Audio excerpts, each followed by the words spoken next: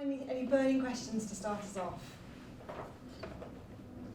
I had a small question, Gyrus, which you may not have the answer to, but I was just thinking about the actual construction of the Crouch and Spriggan, and wondering if you knew anything about the materials that Marilyn Collins used, and aware that it was 1993, and I'm not sure if I know that we were very much doing a lot of saving dolphins and things at the time, if memory serves, but I didn't know if there was as much focus on sustainability in terms of art practice, and I can't quite tell from the image how they were constructed, or of what, and I was just wondering, having seen it, if you have more input on that. I did have this information from when I first interviewed her, but it slipped my mind. My memory is kind of maybe bronze. Oh right, because I couldn't tell if it was chicken wire covered but or I can't something. be sure. That might be just. I'm but not it's sure. Something created to endure rather than something to sort of, biodegrade or something. No, I think it's pretty solid. Yeah. Thanks. Just while you're all thinking, I wanted to ask you about, I wondered if you could perhaps fill in a bit of my knowledge about Pan. What's the story of the half-goat part? Why a goat? And if Hermes was his father, who is his mother? Okay, so the mother, Hermes is said to be one of his fathers. Greek myth, well, there's always some people say it's him, some people say it's them. Hermes is one of the most popular candidates for being the father, and there's lots of candidates for the mother. I think she was a nymph, which is, and that's a whole other part of Pan's story, is his relationship to the nymphs. James Hillman goes as far as to say, I think he's following kind of several classical scholars in basically saying that Pan and the nymphs kind of go together, and James Hillman's, he's very bullish about the polytheist aspect of it, and that we should never think of any of the Greek gods in isolation. They're always in relationship to other gods, which obviously ties into my theme, but actually I've kind of maybe committed that sin by focusing so much on Pan. But so Pan has his mother is probably a nymph, and Pan has James Hillman always sees nymphs and Pan as kind of like two parts of one single entity. But sorry, what was the first part as well? It was why the goat? Why the goat? So I guess he was a god associated with herding, and these were the sheep and goats they were the animals. I guess cows were domesticated, but he's not half cow. So I'm not sure. Why not sheep? We have this kind of habitual contrast between sheep and goats. So clearly he's kind of, he represents this more kind of independent, bold, assertive aspect. And the word sheepish obviously signifies this completely different aspect. And obviously that's significant, but I've a lot of the time found myself having to step back and remember that even though he's associated with wildness, this animal that he is half of is a domesticated animal. It's the wilder bit of our kind of domesticated animals, but still he's domesticated, and he's a herder. He's he's part of this very human method of making food.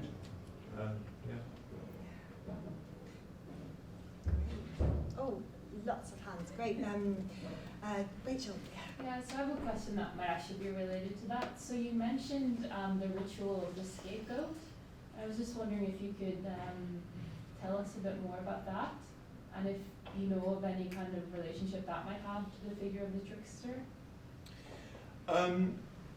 I'm not sure. I don't think directly to the trickster or Pan.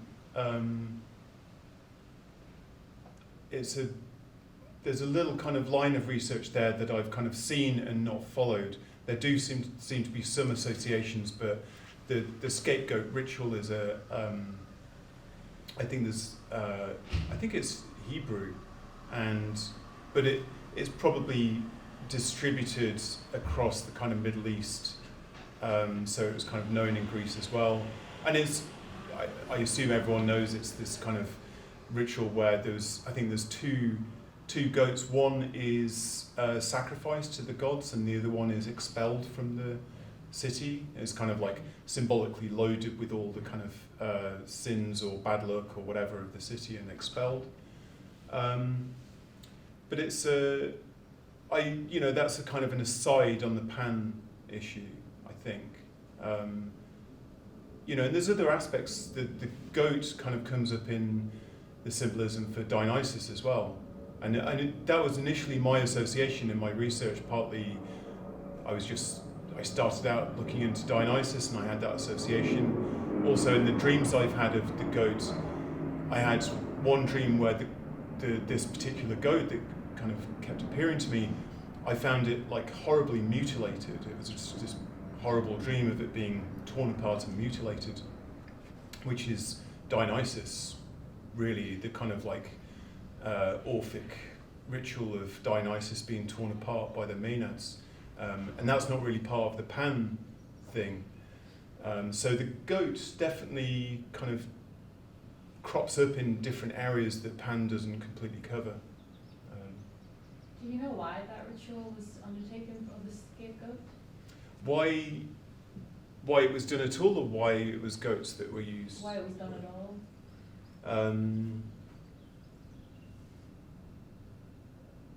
That's a good question. I'm not sure. Sounds like an attempt to cope with an awareness of conscience in a way, I suppose. Yeah, and I mean, obviously okay, so there's obviously a big connection there to Christianity, and there's a whole thing here between much as we've associated Pan with the devil, there's a whole thread where he's associated with Christ. I mean, Christ is described as a shepherd, so they're both herders. Christ takes on the sins of humanity, so he's a scapegoat in some way.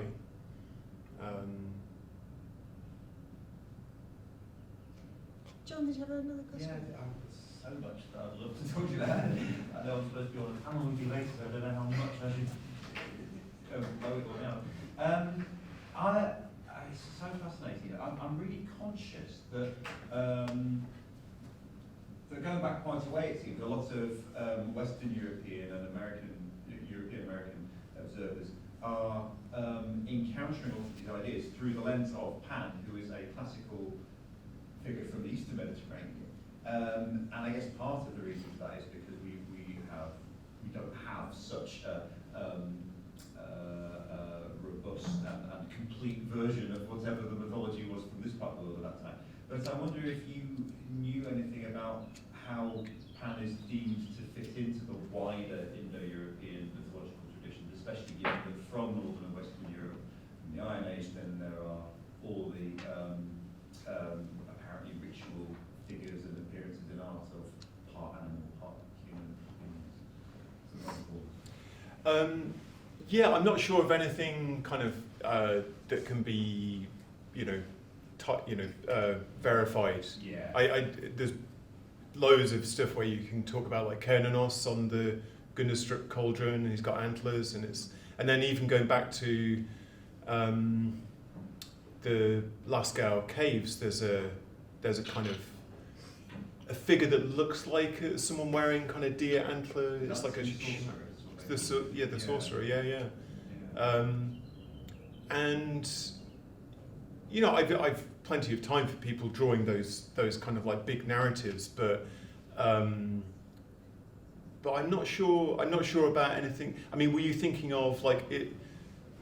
To what extent Pan at the time, say, kind of 3,000 years ago, was known in other parts of Europe apart from, What other? or were there other figures in other mythologies who played the same role as Yeah, them? that's more of a Okay. what other?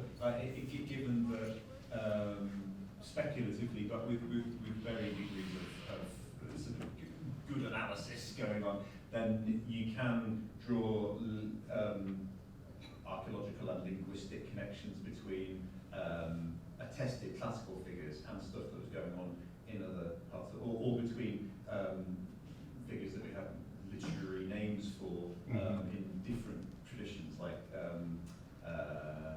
first thing that comes to mind is what I'm really interested in is the way that in Greek myth and Norse myth, and arguably in Irish myth, and definitely in Hindu myth, then you have this sort of gods versus giants dichotomy going on. And so I wondered if there was any identification of a similar figure to Pan in other world mythologies that arguably followed some sort of linguistic or cultural route.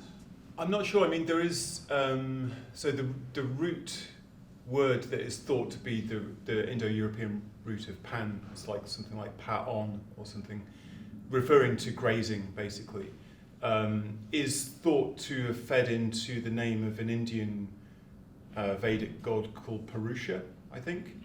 I think he's kind of he rides in a chariot drawn by goats. So it's, as does Thor. okay, there you go. Yeah. Yeah, for whatever that may mean. Yeah.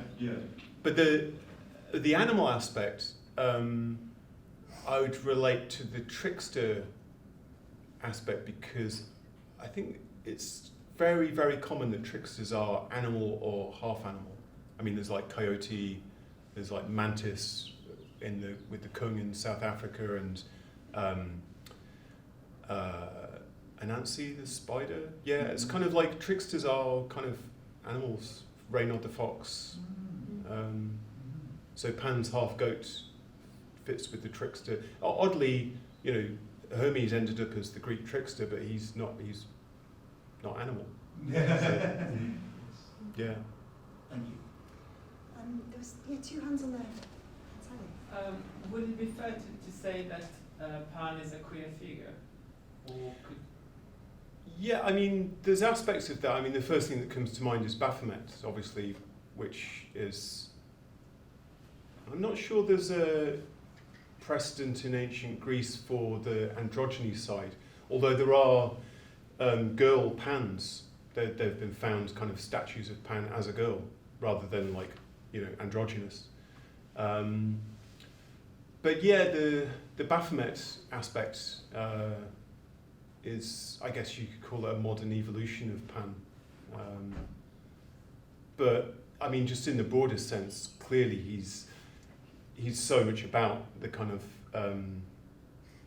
liminality and crossing of boundaries. Then that, to me, that's the broader sense of the term queer. So I don't know, what's come up for you in your because research? queer comes apparently from the old German meaning across. Mhm. So Okay. there is this idea of crossing the boundaries from the beginning. Yeah. And the word is being used in the derogative terms. But Yeah. so I think the idea of going across, like the trickster, I think it's quite.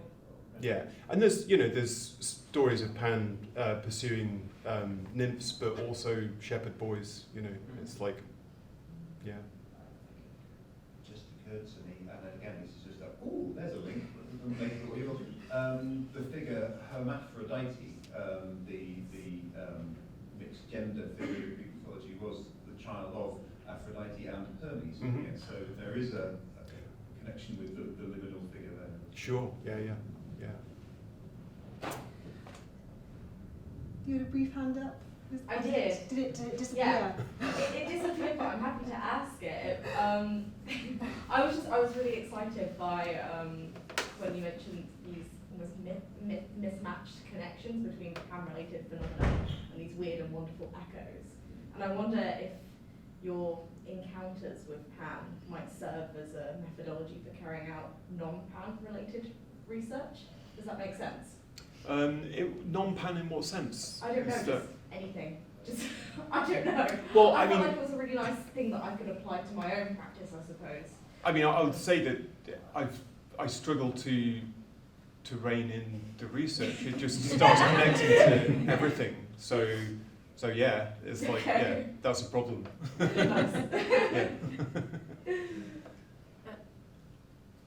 Yeah, we'll go here first and then come to you. So, insofar, I guess, as our interacting with intelligences, myths, like Pan, we happens through synchronicity, through dream, maybe visionary experience. I wonder if you think that these sorts of experiences are speeding up, and if that might be, like I see Pan in terms of a nature spirit as very much connected to like that fractal mycelial communication network in nature, but in urban spaces we have similar, except now, you know, through the internet, through electrics, through our road networks, plumbing, and do you think that this is then making these sorts of experiences actually closer to the surface than further away, or more accessible, quicker? Yeah, I think it's a really basic fact that I touched on, the idea that, you know, if Pan is about synchronicities, and clearly synchronicities are generated by, you know, kind of the denser connectivity is the raw material of synchronicities, so cities are like, you know, engines that just generate huge amounts of synchronicities. So yeah, and you're talking about like information networks, and this is, you know, if you talk about this to anyone who relates things to myth, they'll say this is Hermes. He's the messenger, communication technology. But there's this odd line in, you know, the authoritative book on Pan where he goes, Pan is Hermes. So what's going on there? Why isn't Pan associated with the internet? Yeah, I kind of see Hermes as like the fabric of those networks. And like today, it's the first time I've considered that Pan is Hermes. Pan seems a bit kind of like more of a solid transmission along the fabric. If you. Yeah, it's kind of, I mean, I have to go back to Bourgeois because I came across that phrase and then I was like, okay, tell me more. And then I think I really looked out for him elaborating on that through the rest of the book, and he never really solidly did. It was all little kind of tangents. So it's a very enigmatic thing that's kind of prompted me to kind of ask questions, and just, it's a bit bewildering because Pan is so, it's just like, he is nature, that's it. It's like, and yeah, in kind of ancient myth, he's always in the countryside, he's never in the city. His cult was introduced to Athens, but what they did is they had a kind of a grotto at the Acropolis for worshipping him, and Bourgeois sees that as a kind of like, the grotto is like a microcosm of Arcadia. So even like when his cult was brought into the city, they had to put him inside this little countryside in the city. I mean, that's always got to be there, and you know, obviously the derelict rail line is a great kind of like analog for that. But yeah, this talk is really kind of me asking, well, maybe there's more. Like, what's going on with this? Yeah. I was quite interested in your links between Pan and panic, and kind of like thinking about the cult of Pan, and then also thinking about kind of like the panic that sits around cults as well. Satanic panic, for example. But then kind of like, I was just wondering if you could expand a little bit on the links between Pan and panic. Well, the word is from him, just directly. He was, in ancient Greece, anything that didn't seem to have a cause was ascribed to Pan. So there's the phenomena of kind of, I guess, like some herd animals sometimes just panic. I don't know whether the ancient Greeks had house cats, but I'm sure like when their cats just like went like that and like looked at nothing and ran off, or so they would go, oh, it's Pan, or something like that. There's a whole military aspect to it. He was kind of he was seen to have helped the Greeks at some battles by causing the enemy to panic. And I think, and usually that would be kind of like when soldiers are camped, you know, there would be kind of like a sudden, oh my God, the enemy's attacking, and you know, but they're not, and they're just, all the horses and men and everything just go into this blind, destructive panic. So, and that kind of thing is, and there's also the being alone in nature, I think, when you're kind of like walking through the forest alone, and whether you hear things, Pan is associated with sounds more than anything else. And I think that's, for me, that idea of just walking through the forest and hearing something but you turn around and nothing's there, that's very much associated with Pan. And then there's that leading to you just kind of like devolving into a blind panic and just having to run out of the forest or whatever.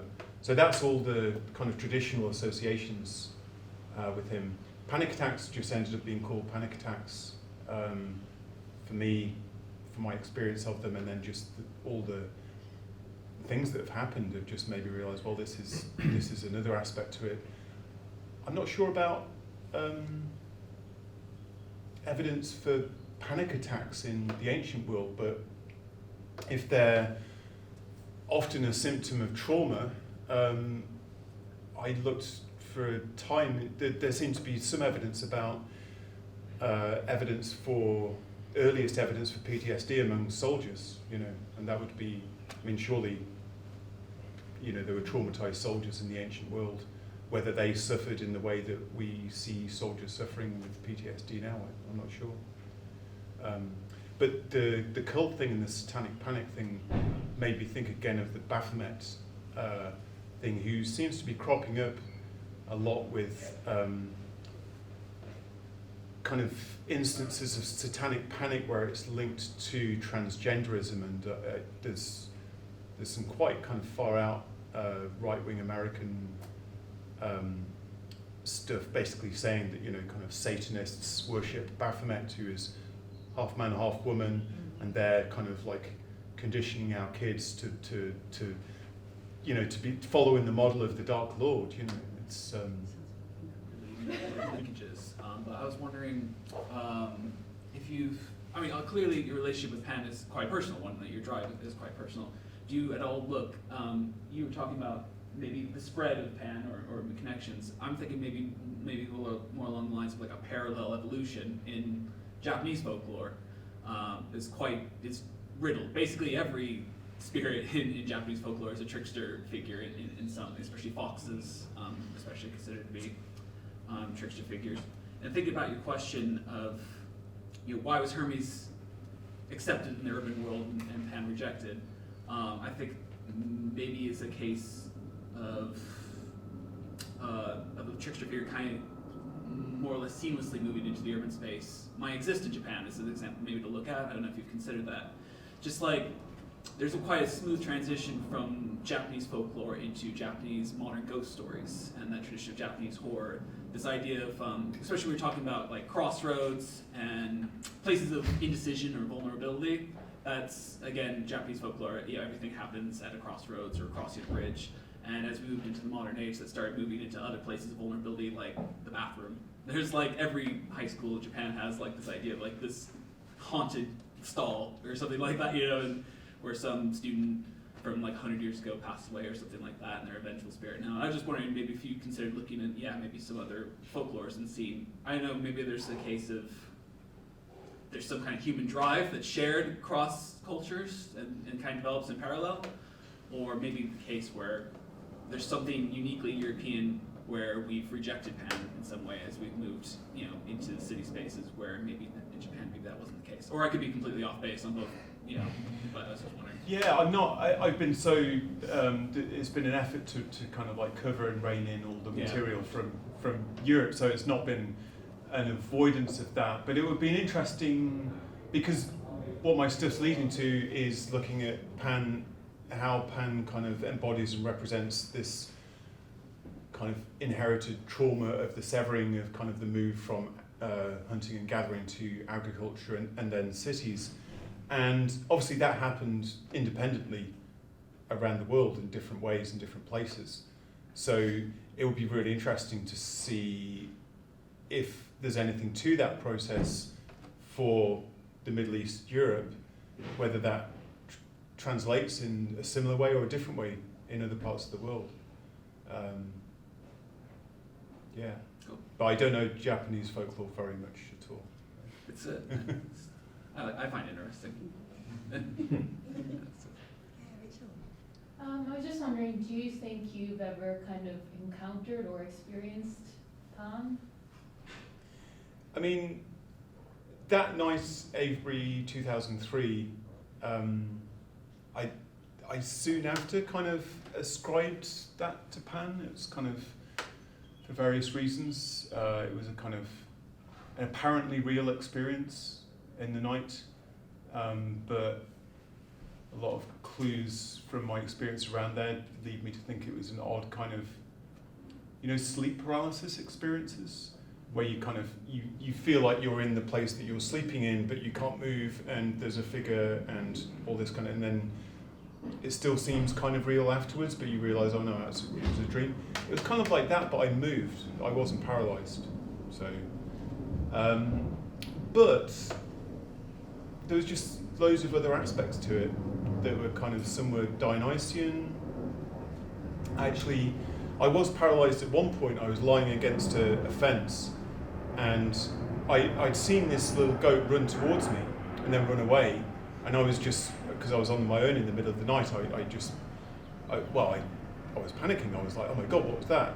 And then I kind of lay down again, and there was a cornfield behind me, and I heard something rustling in the corn, like jumping through the wheat, and I heard it kind of like munching on grass, like really vividly behind me.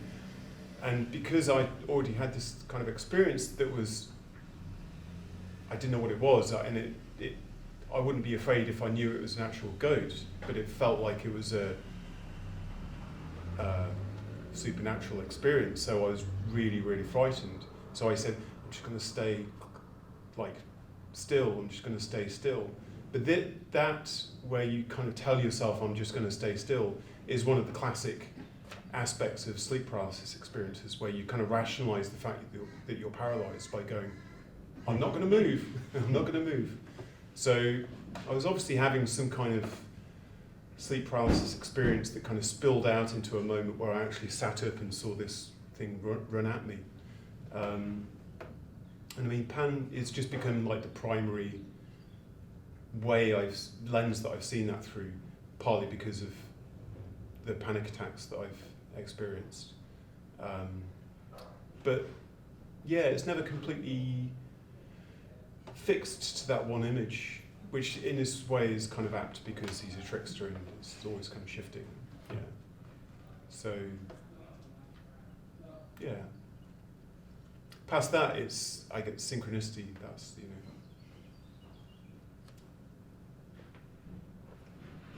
So almost at past. It looks like food's here. Okay. Big boxes. I just have, if no one else has got anything to ask, I have just one question to sort of wrap up, and it's sort of drills down a little bit into your talk. I was really pleased that you kind of were analysing Timothy Morton's writing. I find him particularly difficult to analyse, so I was really pleased that you'd gone there. And one of the things you said was that you were wary of dismissing nature as an invented concept. And I wondered if you could expand on that, because I didn't quite understand. Sure. When I first heard about that, his book, Ecology Without Nature, and I think I associated it with a lot of the kind of eco-modernists who were very dismissive of environmentalism.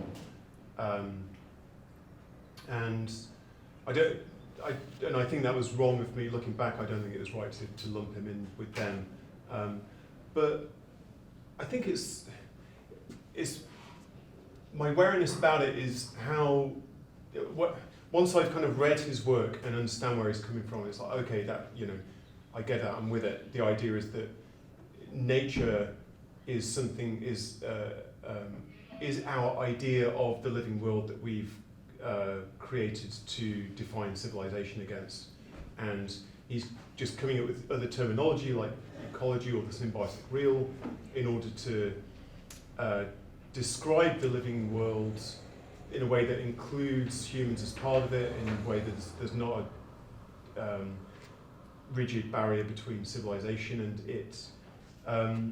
But I kind of just worry about sometimes about how that kind of rhetoric might translate into a popular discourse where not everyone's read his work and not everyone's got their heads around the kind of ideas behind it or whatever, where, you know, if you just say, oh, you know, there's no such thing as nature or nature doesn't exist, it's like, well, why should we protect it if it doesn't exist? In a simplistic way, I think that's a risk. Yeah. And I don't know what the answer is to that, but... That's such a good point, yeah. But I mean, it's only just literally recently that I've kind of like found a book of his that a friend kind of pushed on me, and I was like, okay, I'll kind of like spend some time with it. And but I think he's got like this provocative will to put things forward in terms where if you just encounter the term, you probably get the wrong idea about like object-oriented ontology. I've got a friend who's just, his whole thing about non-dual reality from Advaita Vedanta or Zen, his whole way of expressing it is that there's no objects, there's no separation between individual objects. So I was kind of with him when he was like, well, what's this object-oriented ontology? It's like the opposite of where he's coming from. And I kind of found something in Tim Morton's work recently where he kind of says that. He's like, object-oriented ontology actually kind of means the opposite of what you think it means. And it's like, well, why did he call it that? You know, he's just wanting to provoke, and it's like it's a risky move. Yeah. Yeah. I mean, this could lead on to a lot more things. Maybe we could continue with some of this in the panel later on. But I'm so glad you answered that, because it was something that struck a chord in your talk, and yeah, it's great to have that clarified. I think it's ready. We're ready for lunch. Yeah, Gyrus, again, thank you so much. This has been a really